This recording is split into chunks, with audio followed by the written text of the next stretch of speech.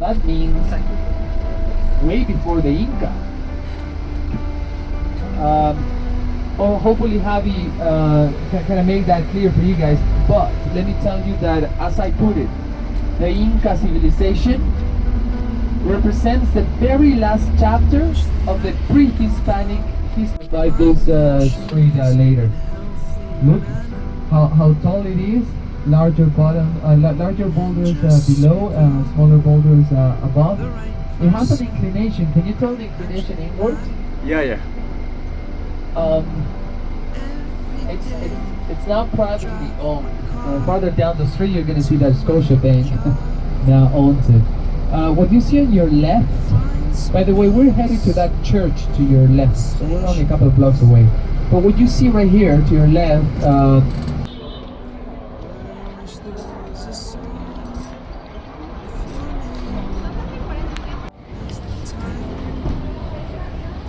Señores, los suéteres pullovers.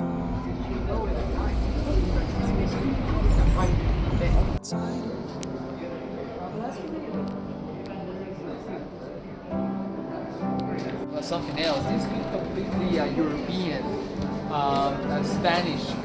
Let me tell you that when they came, they wanted to show off their power by trying to destroy and tear down as much as they could. And this, being the most important temple in the whole empire, couldn't have been the exception, which is pity. But you know what? Luckily, 2.5 compounds and a huge portion of the wall that this temple was about remained. And they are simply considered some of the best examples of Inca architecture ever found. Let me share that with you. Right here, please. Let me use the way.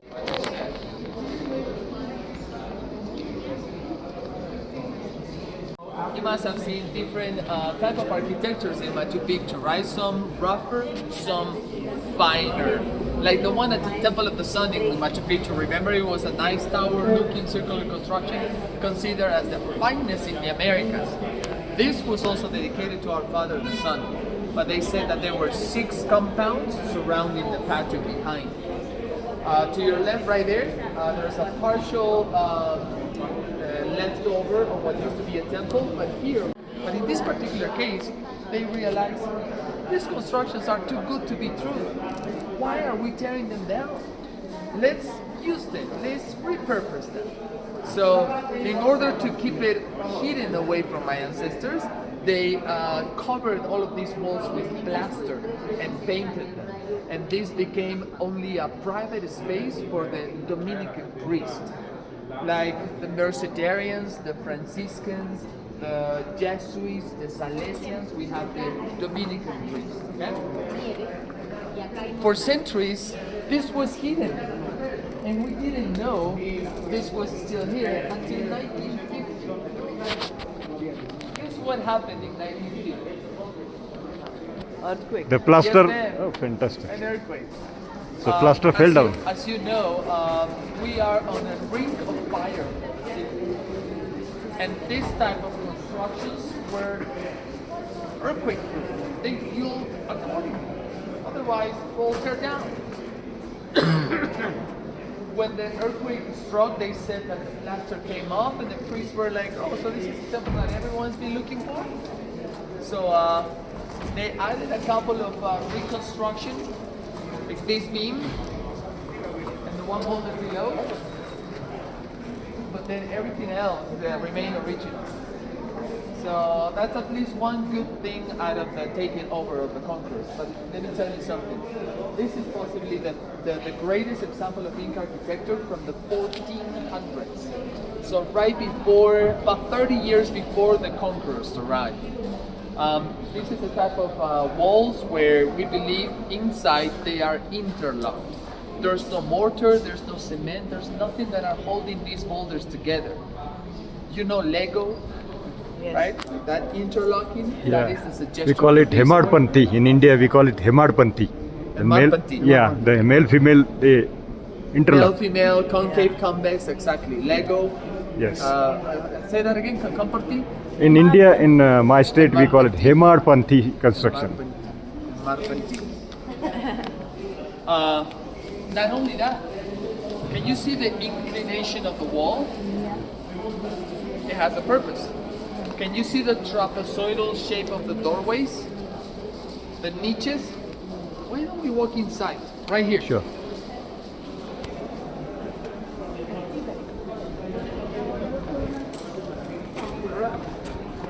Pretty cool, huh?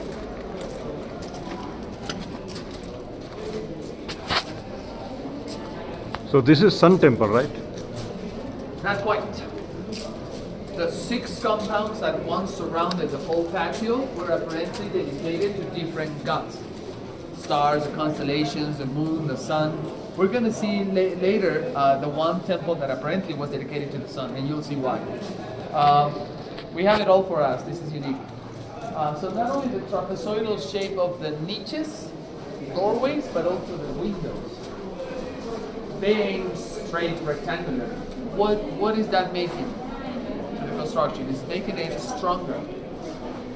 Earthquake proof.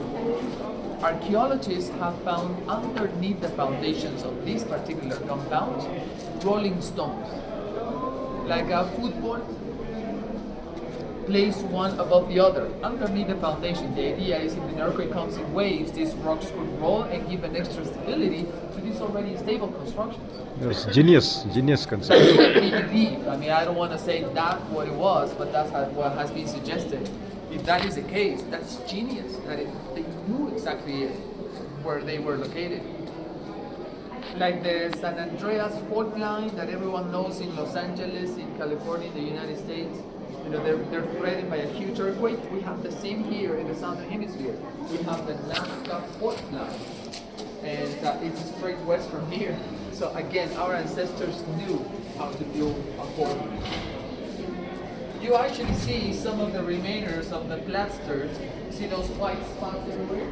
That's how the whole site was once hidden for centuries. Are you familiar with who Francisco Pizarro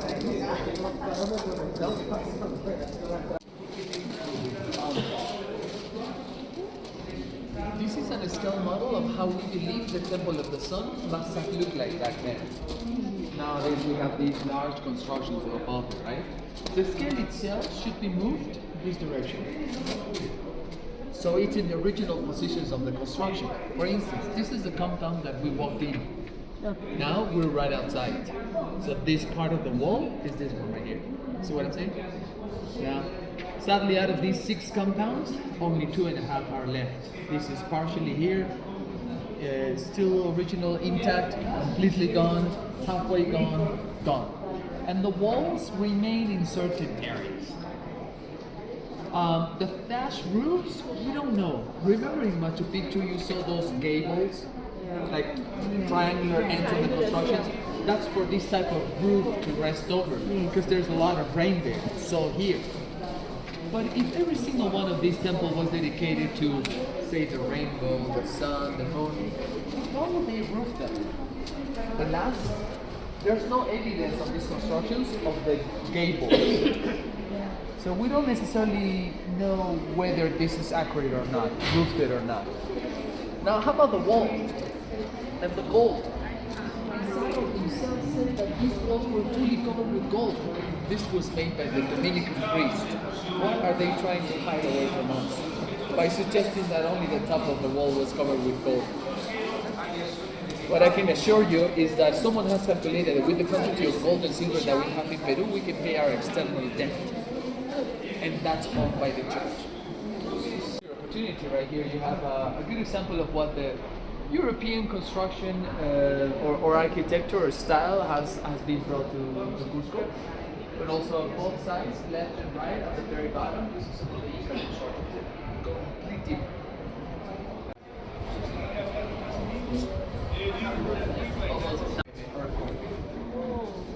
Yes, outside. Good. This is 1950 earthquake and the damage done to that tower in the temple. So what I'm trying to say is that even though those are newer constructions and say supposedly an advanced architecture, they didn't last earthquakes. Do you think any of the Inca structures were affected by not only the 1950 but various other tremors throughout the history. Why don't we do it anymore? Why don't we do the inclination, the interlocking, the trapezoidal shape? Do we have civil engineers here in the group? I'm an architect. Not You're an architect. I've heard, oh, that would be way too expensive for us to do. I saw some demonstrations, but it's demonstration, peaceful demonstrations to ask the government for more security in the country, especially in Lima. Sadly, some cartels have been taken over, and the city of Lima in general has become a bit more dangerous. Crime has increased like no other time in the past 5 years. So people are demanding the government to do something. And of course.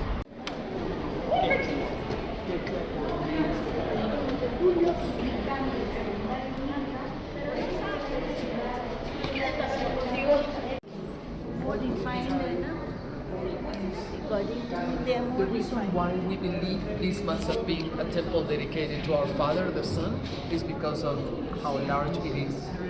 You haven't seen anything like this, not even in Machu Picchu. Look at the beautiful walls, look at the quality of the architecture, look at the number of niches. What would they be used for?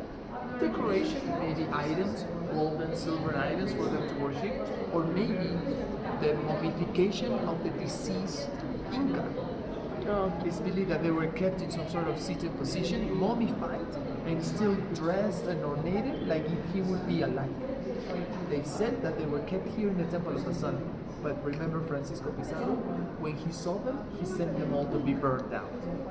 So we lost a lot of information. But we also believe this is the Temple of the Sun because of these little doorways where my ancestors died to. Not quite. I'm actually considered kind of tall for a regular person. My people must have been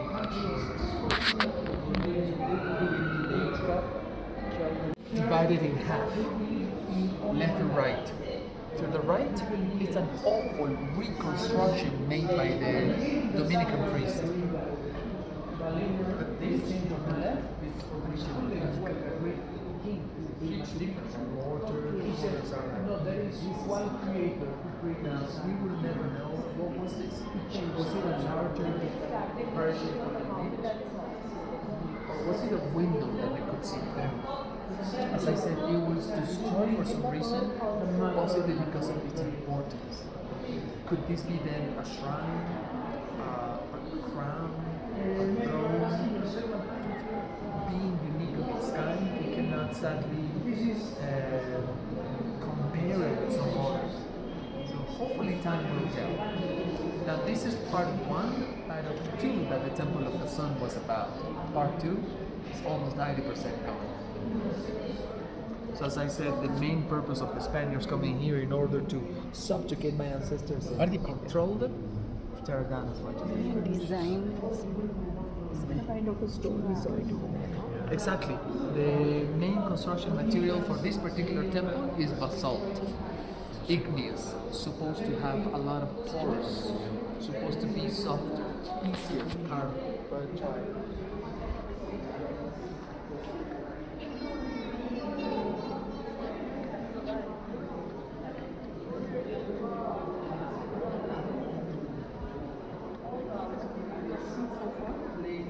Trying to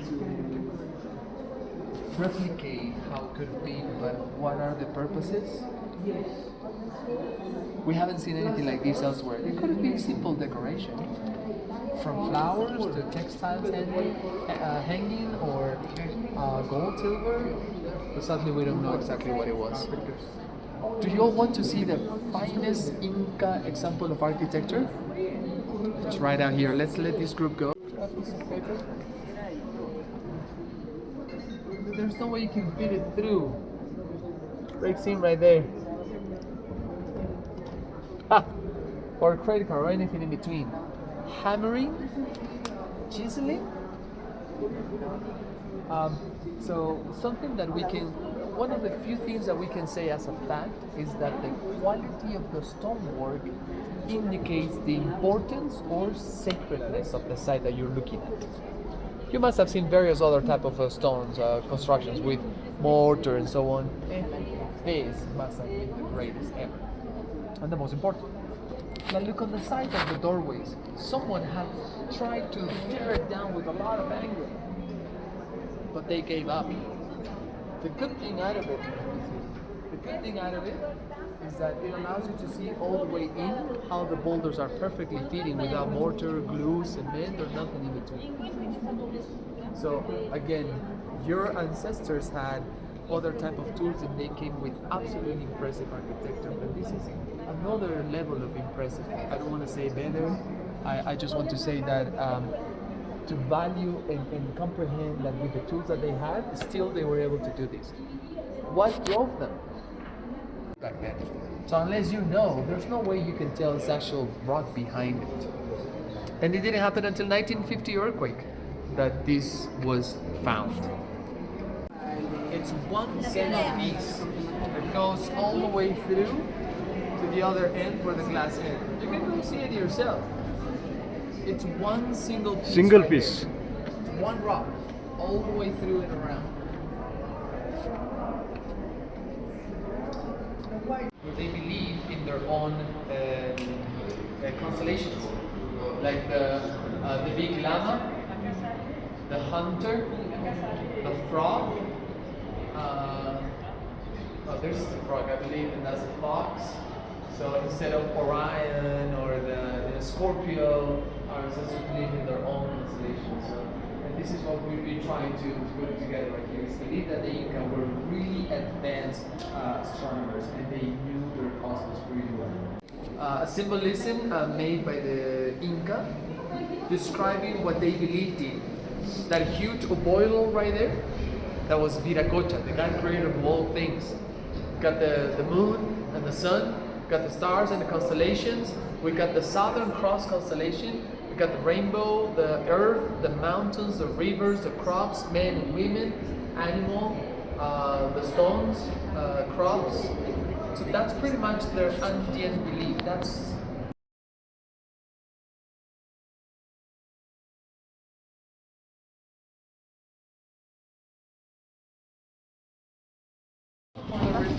that construction, which is colonial. There's simply no point of comparison to what they have done later. And despite the fact of being later, therefore better, it does not apply to this example. Region of Cusco. How much?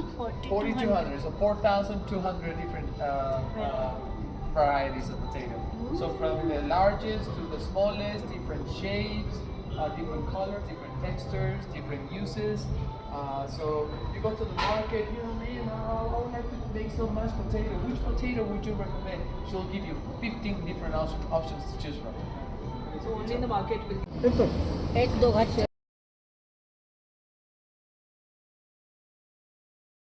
See the city, and then we come back straight from there, which is only a block the other side from the hotel. We just walk by. We walk for some time and then go by. Exactly, I'm gonna say maybe I'd say good 15 more minutes walking around the town square before we go to the hotel. Okay, we got everybody. Dos, cuatro, seis, ocho.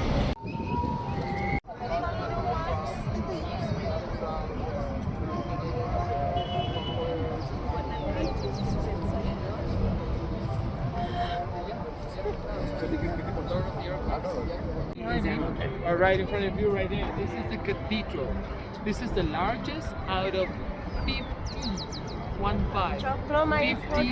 massive Catholic churches found within downtown Cusco.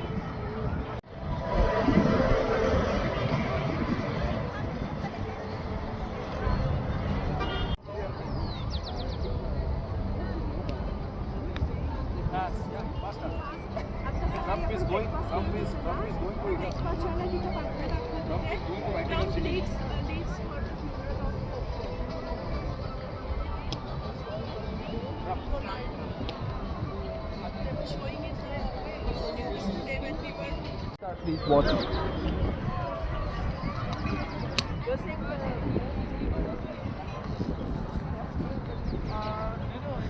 He's coming. There's a big picture of him inside in the main altar. Te voy a mandar por el momento, ya te vi.